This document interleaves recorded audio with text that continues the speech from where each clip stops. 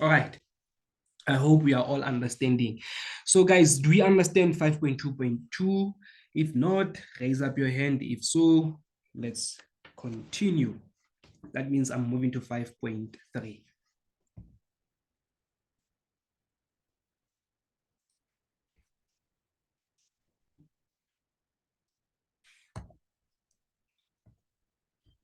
Okay.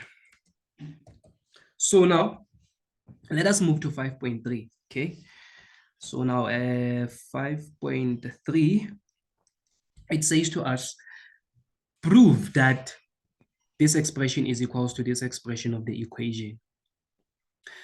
Now, when it comes to proving, guys, make sure that you familiarize yourself with the golden tips, okay, on how to prove the identities. Now, basically, in order for us to prove, proving is one of the most simplest thing ever because it's more or less like simplifying. If you know how to simplify, you know how to prove basically. So that means this question, when it says prove this is equals to that, check, act as if this is not provided, and they say to you, simplify this. You're going to simplify it until you get one. So that means here, basically, proof is simple more than simplifying because they give you final answer, basically. That means you take this side and simplify it so that it can be one. This is your final answer, basically. That's what is happening. So now, we most definitely going to consider one side of the equation. We're going to consider our left-hand side when proving this identity for 4 marks. So that means we're going to take our left-hand side to prove the following identity, which is tan theta root of 1 subtract 1 over sine squared theta minus 1. Okay, we're taking our left-hand side. So now when we prove this, this is a quotient identity, but I don't think for now you can change it. You can just leave it for now. You can change it for now. You can leave it for now. The only thing that you can do about this proving identity, that's you changing this for now when you want to consider tan theta, which is sine over cos. But in here, what is happening is we're going to have to work with this separate fraction, okay? Meaning we're going to have to combine these two terms that are separated by minus sign. We're going to have to combine them together. So that means we have tan theta root of, so remember, this is the same as 1 over 1. 1 over 1. 1 is the same as 1 over 1. So that means I'm going to have to determine by my LCD, lowest common denominator, by doing what? I'm going to say sine squared multiplied by 1. Sine squared multiplied by 1, it's sine squared theta, right? And therefore, I'm going to say I'm going to say 1 goes, what am I going to say? So that means I'm going to say this sine squared theta goes, times into sine squared theta, it goes once. That 1 multiplied by this 1 is going to be 1. And therefore, remember here I said, you know what, let me fix this because let me fix this. So remember here I said it's 1 over 1, okay? Is the same as 1 over 1. Okay, so my LCD, I said sine squared theta multiplied by 1 is sine squared theta, and therefore I'm going to say sine squared theta goes times into sine squared, it goes only once. So that 1 multiplied by this 1 is 1. 1 goes times into sine squared theta, it goes sine squared theta times.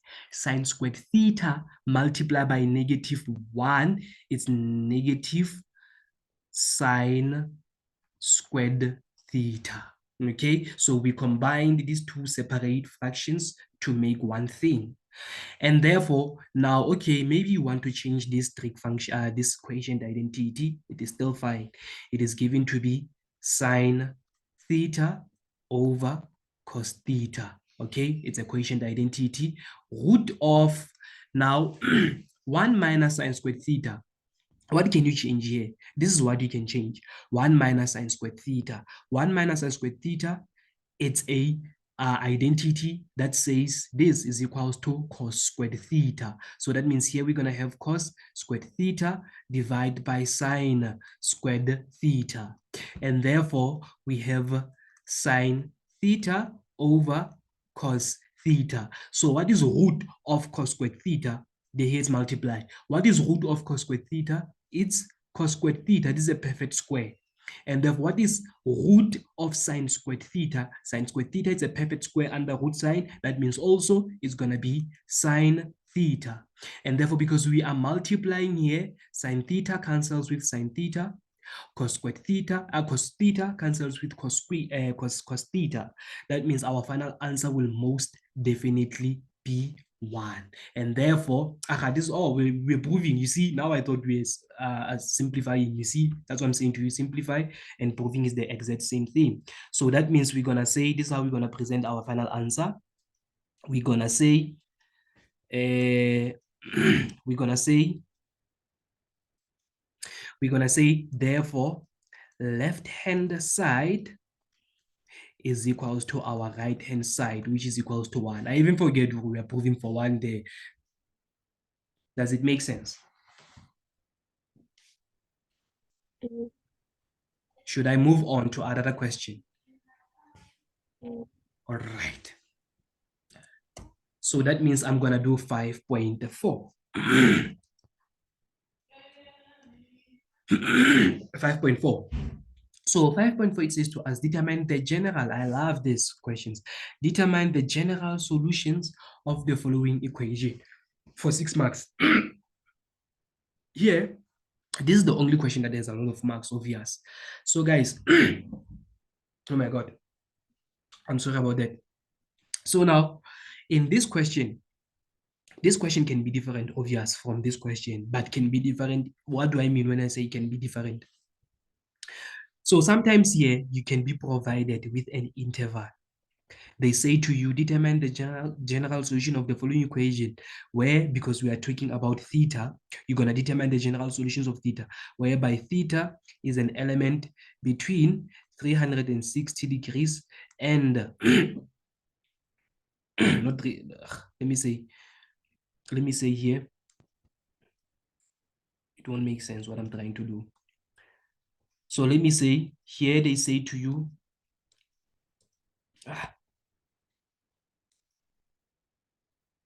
so let's say to you, they say whereby theta exists between 180 degrees to 360 degrees. Okay, to 360 degrees. If you are given an interval like this is where you're gonna use your integers, the k, the element of integers, okay?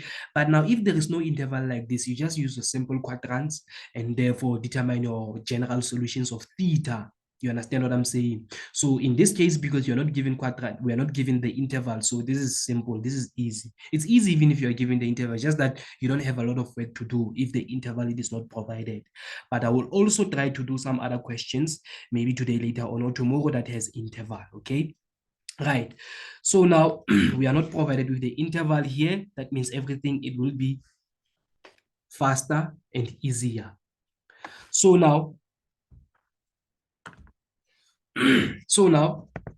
our equation, it's 2 sine squared theta, which is equals to 1 plus sine theta for 6 marks. They want us to determine the general solutions of theta. Remember when we were doing this question, 5.2.2, I said to you, I'll show you something when it comes to the k thing. K is the element, blah, blah, blah.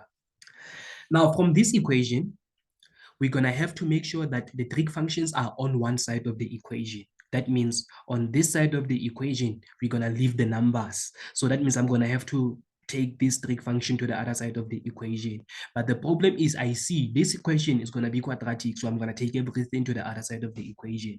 So that means I'm going to have 2 sine squared theta subtract sine theta subtract 1, which is equals to 0. I transposed everything to the other side of the equation.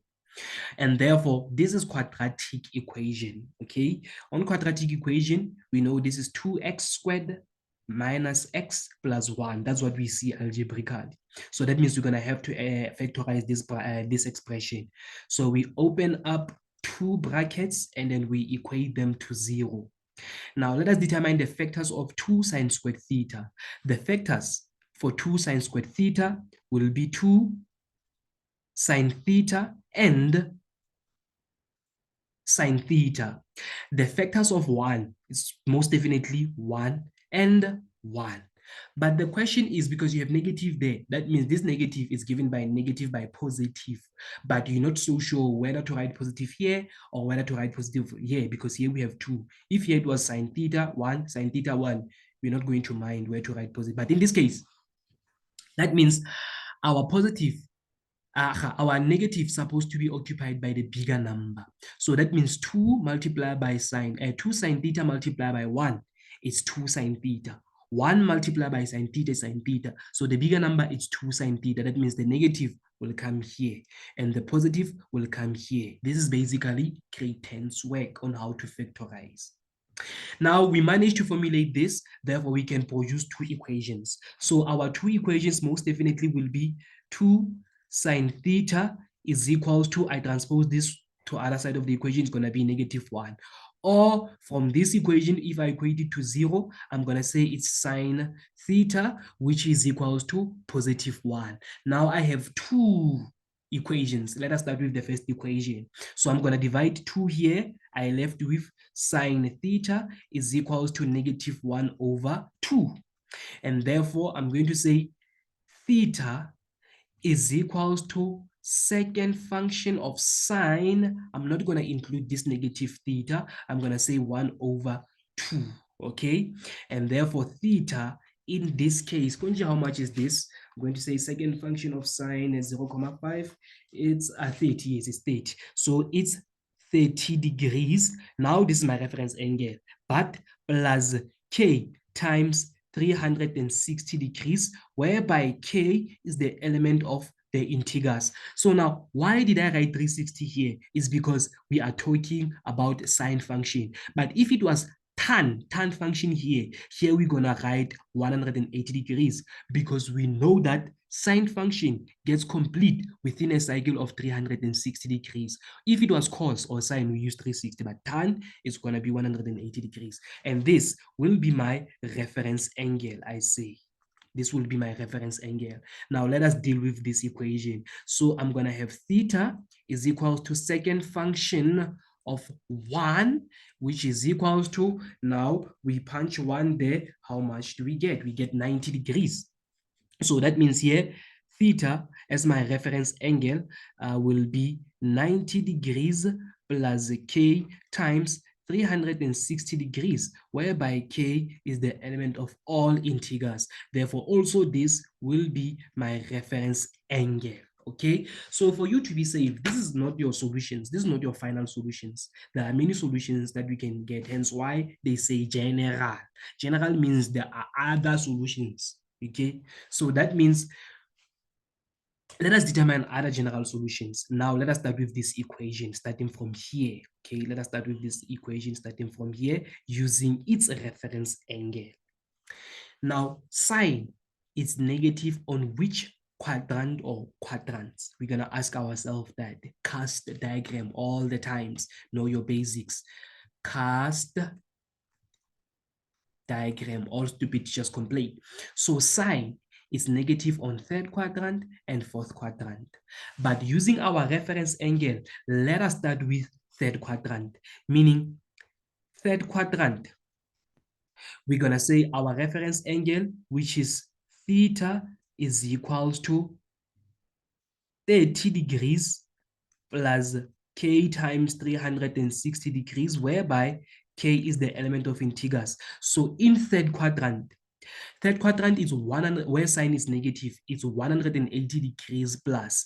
It's 180 degrees plus. You see that? I'm using my reference angle to determine other solution, and so it is called reference. We are referencing with it. So that means my theta here will be equals to how much? 180 degrees plus 30 degrees, okay? It's, I can do this by head, but I don't know why am I using calculator. I'm just lazy. It's 210. So that means it's 210 degrees plus k times 360 degrees. You no longer need this thing. You can just write it like this. And therefore, again, our sine, we said it's negative on fourth quadrant, okay? Using the very same equation and the very same reference angle, we move into fourth quadrant, okay? We're gonna say theta is equal to our reference angle, which is 30 degrees plus k times 360 degrees, whereby k is the element of integers. So this is the simpler way to do it, guys. Irrespective of you writing it for a long period of time, just do it and be fast. And therefore, so sine, we said is negative in fourth quadrant.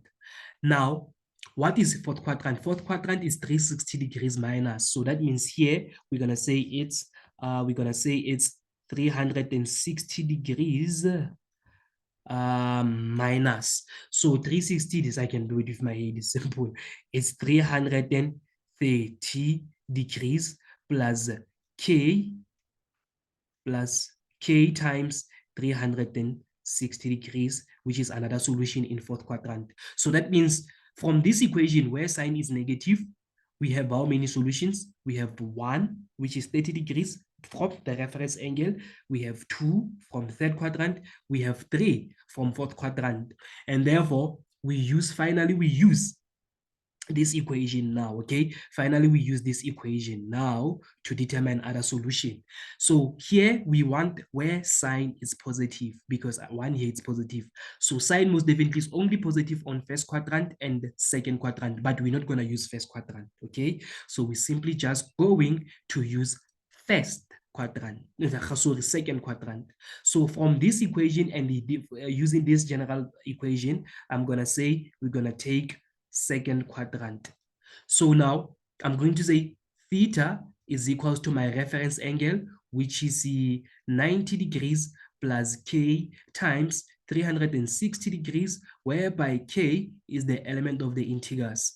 Therefore, in second quadrant is 180 what? It's 180 degrees minus in second quadrant. And therefore theta, in this case, the 180 minus 90 will be 90 degrees plus k times 360 degrees. Therefore, you conclude. Therefore, the general solutions for theta is the element of this set, okay? Harry, the first one is going to be from reference angle, we have 30 degrees. Another solution we have, I think it's 90. Yes, it's 90 degrees. So this and this are the same. So it's fine. We just write only one. 90 degrees. And then another solution here, it's, we got 2 solutions here. It's 210 degrees. And last solution is 330 degrees. And therefore these are the general solutions of this equation. Does it make sense? Okay. Yolisa? Yes. All right. Okay. So that means that's it based on this question. So I'm gonna do the graph questions, okay? So that's it based on these questions of trigonometry. I hope you understand. Before we do Euclidean geometry, let us go through these graph questions and see how it goes. So now here they say to us, on the grid provided in the answer book, draw the graph. I couldn't get the thing. I was not going to be able to draw this thing using this, so I just got this from the answers. So on the grid provided in the answer book, draw the graphs of f of x, which is equals to 2 cos x, and the g of x, which is equals to sine 2x for this interval, within this interval, on the same axis. Show the coordinates of the intercepts of the axis and the turning points of the graphs. Okay, now fine, let me just, this is already drawn. This is the final answer. This is how it's supposed to be, but let us discuss it, okay? So now we are talking about 2 graphs here, okay? We are talking about f of x, which is equals to negative 2 cos theta, x, cos x, not theta, cos x. And therefore we have another function, which is g of x, which is most definitely equals to sine 2x, okay? Now this is what is happening. This is a cosine function and this is sine functions. These are the functions basically in trigonometry. They wanted us to draw this. Now, again, they wanted you to draw these 2 graphs within this interval. within this interval, meaning between your Cartesian plane on the x values supposed to start from negative 90 degrees included to positive 180 degrees included. So that means your Cartesian plane is supposed to start from this position to that position. Okay, so that will be your Cartesian plane at first, and therefore we draw our y-axis to be from 0, 1, 2, from -0 to -1, -2. Again, this thing, guys, it is already provided to you the way it is. It's just that way. Now all you have to do, it's simple. You go to your calculator, you open -2 cos, you substitute 0 where you see x, and then you get your point to be 0. You plot it there. You substitute -30 here, cos, you plot it, and so forth. That's how you simply do it, because everything, guys, you're not going to have to sketch this Cartesian plane. That's why they say to you on the grid provided in the answer book. That means this grid with these numbers are already there. All you have to do is you have to punch your calculator to get the corresponding y values. Okay, that's it. But the most important thing, take note of the interval. Supposed to be -90 to 180 degrees, and therefore show all your intercepts. This is simple, this is simple 6 marks. So I will be devastated if you miss the 6 marks, because everything is given. You just use your calculator and draw the graphs. That's all. Now, 6.2, they say to us, use your graph to find the values of x, where this is true, okay, where this is true. Now, to answer such questions like this, okay, this is in functions. This thing is not only here on trigonometry, it is also there on paper 1 in functions. We call them the deductions, okay? We're going to deduce based on the graph. These are the simplest and easiest marks ever, starting from the functions in paper 1. So 6.2.1, it says to us, use your graph to find the value of values of x, where g of x minus f of x is equals to 2. Hi, listen, what is g of x? When you talk about g of x minus f of x to be equals to 2, g of x, it simply means, or it refers to y values of graph of g subtract y value or values of graph of f is equals to 2. So I want to understand which y value of g, when I subtract it to y value of f, will I get 2? This is simple. I'll kill you. So now let's go to our graphs. Let's determine the y of g. So this is a graph of g. Where is it? This is a graph of g. Okay. So now at this point, check at this point, what is y of g? Y of g at this point, what is y of g? Y of g here is 0, right? That means y of g at this point, whereby x is equals to 0, it's 0. That means I substitute 0 over there, subtract. What is y of f at the very same line? Y of f there, it's -2, which is equals to 2. So that means 0 subtract this, and that is going to be +2, which is equals to 2. 0 plus 2 is going to be 2. Oh, that means g of x minus f of x, for me to get 2, it's whereby x is equals to 0, because the coordinate of here, it's 0 degrees is to 0, and then here it's 0 degrees is to -2. So that means y of g at this position subtract the y of f at this position. The difference here, I'm gonna get 2. So they wanted us to determine the value or value of x, whereby this is true. This is true whereby x is equals to 0 degrees for 1 mark. Does it make sense?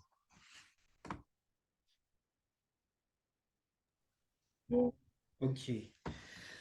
So that means that's how we're going to solve it. There is no other solution, honestly, because if maybe, let's say, you take y at this position, y of f here, and then y of g here. Y of g here, it's 0. Y of f there, it's going to be positive 2. It's going to be positive 2. So now if we substitute g, it's 0. Again, we said y of g here, it's 0. If you substitute 0 here, and then what is y of f?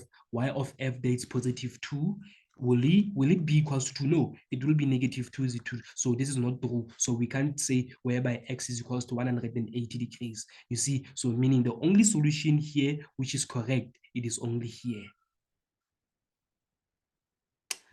Right. Therefore, let us move to 6.2.2. Now, 6.2.2, it says to us, determine the values of x where f of x is less or equals to g of x. Now, I'm going to use a different color to solve this question. Now, I want f of x where it's less, guys. Like, this is graph of f. This is graph of f. So, where is this graph of f less or below than g of x? Starting from 90 here, starting from 90 degrees here, moving downwards to negative 90 degrees. What do we see? We see that f of x, it is less or it is below than g of x. G of x here, it is above. F of x here, it is below. So we want where f of x is below g of x. So it's here. It's here. Okay? Because here f of x is above, is greater. Here, f of x is greater at g of x. So we don't want where it's greater, we want where it's less. So they say to us, use the graph to find the values of x where this is true. This is true whereby x is less than 90 degrees. You see, this is 90 degrees, and then 90 degrees become less. Both 60, both 30, 90 degrees become less. But whereby x is greater than from here to here, it's greater than whereby x becomes greater than 90 degrees, but negative 6 is greater than negative 90. Negative 30 is greater than negative 90. So that means it's between this set, it's between this interval, between 90 and negative 90 degrees. So that means to write this, we're gonna say it's whereby x is the element of this set. Okay, you include them because they are included. You see, they are included. So that means you include them between negative 90 degrees to positive 90 degrees included. This will be the true. Okay. Therefore, we move to 6.2.3. So they say to us, determine where f of x, and I'm going to use different color once more again to determine this one. So this is the same as what we did in functions, basically. Let me use black. Should I use black? Let me use this one. All right. So now they say to us, f of x and g of x are both increasing. Now, how do you see that your graph is increasing? Now, you see your graph by tangent. Now, let me teach you some basic here. So if you have a curve like this, and therefore, this is turning point, obvious, of the curve. So if I have to draw tangent is a line that touches my graph only at one point. So if I have to draw a tangent at this point, my curve at this point, it is not increasing, it is not decreasing, it is 0. But if I have to draw a tangent at this point, starting from turning point, moving to this direction, my graph here, because this tangent, it is positive, that means my graph here is increasing. My graph here, it is increasing. Starting from this position, moving to that point, if I have to draw my tangent here, my tangent is negative here. That means from here to here, my graph is decreasing. So because we're dealing of curves here, so we want whereby these two functions are both increasing, both, not one increasing, the other decreasing, both of them supposed to increase. So that means if I have to draw a tangent at this point, and then I have to draw a tangent at this point, and this is my turning point, this is here, it's my turning point for this graph here is my turning point. That means this is also my turning point here. From here to here, graph of this is graph of G. From here to here, this graph is increasing. Okay? That's graph of G.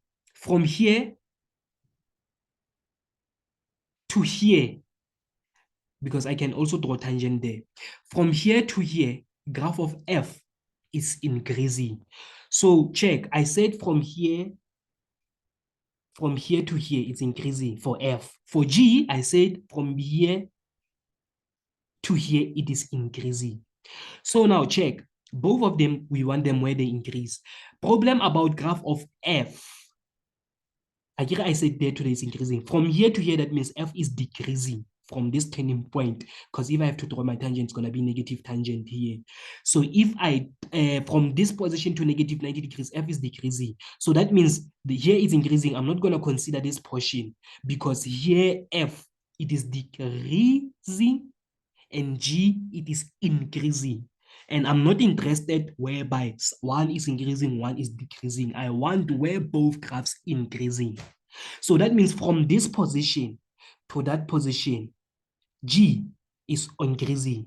From this position to this position, where it corresponds with that one, they are both increasing, these two graphs. Because if I take this position and then I move downwards, this one starts to decrease once more again. This is decreasing. So that's why I say to you, this graph of G starts to increase from here to there. That means from here to here, G is decreasing, decreasing, decreasing, decreasing. From here to here, G is starting to increase once more again. So that means both of these graphs where they increase from this point to that point, from this point to that point. So what are the values of X at these 2 points? So obvious, here it's 0, 15 degrees, 30 degrees, 45 degrees. That means our X here, it's 45 degrees, okay? So the first solution, whereby both graphs of F and the G are both increasing. They are both increasing whereby X is between 0 degrees and 45 degrees. That means you're going to say the X is the element of this set. Include them. We're not including them because they said increasing. We're not going to include them because we're not going to include these values. Between 0 degrees, meaning we use round brackets, okay? Between 0 degrees and 45 degrees. This is the solution. Now let us check if there is another solution, maybe. If there is another solution, we write it. We can forfeit marks. So again, let's determine where both these graphs are increasing. Now, let's go back again to graph of F. I said to you from here to here, graph of F is increasing because tangent is positive, tangent it is also positive. That means graph of F from here to here is increasing. And I say to you, graph of G from here to here, it is decreasing. From here to here, it is decreasing because tangent is going to be negative if I have to draw it on these two curves. Therefore, from here to here, graph of G is increasing once more again, is increasing. Graph of G at this point.